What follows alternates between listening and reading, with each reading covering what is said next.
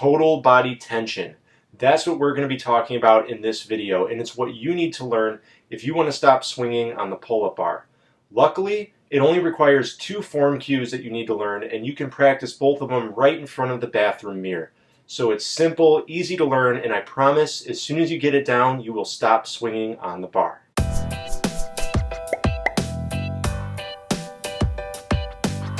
How's it going, everybody? Welcome back to another video. It's been a while since I made a video that's for complete beginners, just directed at complete noobs in bodyweight fitness. And one of the most common newbie questions that I get is, how do I stop swinging on a bar?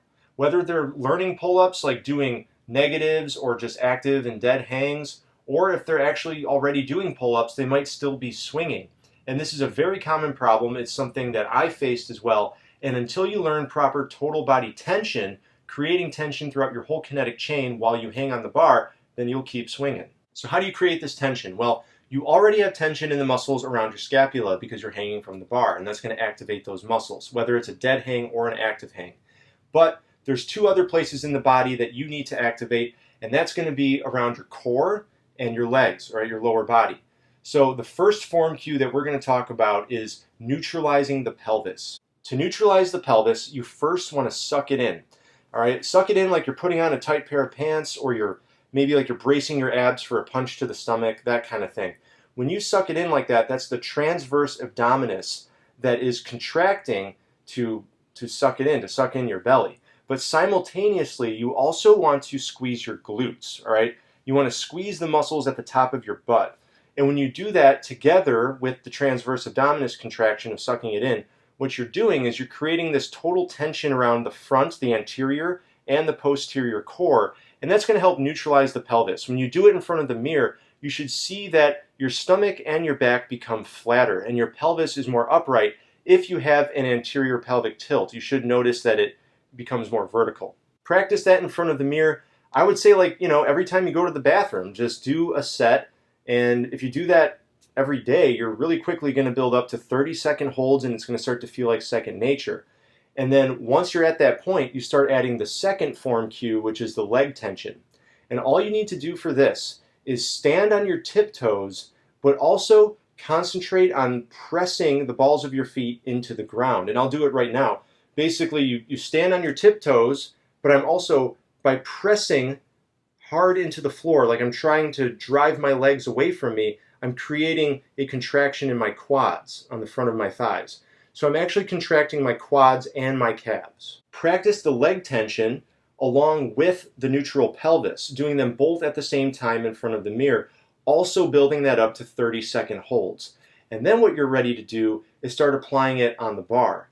And what you'll notice is, just like normal, you're going to jump up on the bar and you're going to swing at first, but as soon as you activate the total body tension, right, create that core and leg tension, you're going to stop swinging. And you'll also find that you don't have to hold these contractions really hard. You can lighten them up a little bit, and it's just a slight contraction that you have to hold to keep stable. If you've seen me in previous videos on my channel pounding out reps, doing sets of like 10, 12, 15 pull-ups, and the whole time my body's pretty straight, and I'm not swinging and rocking back and forth on the bar, it's because I'm holding this tension throughout the whole kinetic chain. That is what keeps your body stable so it doesn't flail around. Now, what if your pull-up bar is too low? All right, that's another question I've gotten is like, well, they say I work out on a pull-up bar at home and it's a doorway pull-up bar and my feet touch the floor if I try to do this in a dead hang. Well, then you need to work on hip flexion. All right, if you hold hip flexion, think of an L-sit pull-up or an L hang. All right, your body's in an L shape. That hip flexion is activating the core, especially the anterior, creating a lot of core tension. And you're also, by holding your legs parallel to the ground, you're creating a lot of tension in the thighs and the calves, especially if you point the toes. So doing like an L-sit kind of pull-up is also accomplishing this, and you will be really stable due to total body tension. If you've seen my previous videos with the base bar, then that is a great example of how when you use a low pull-up bar, you do hip flexion to maintain the tension.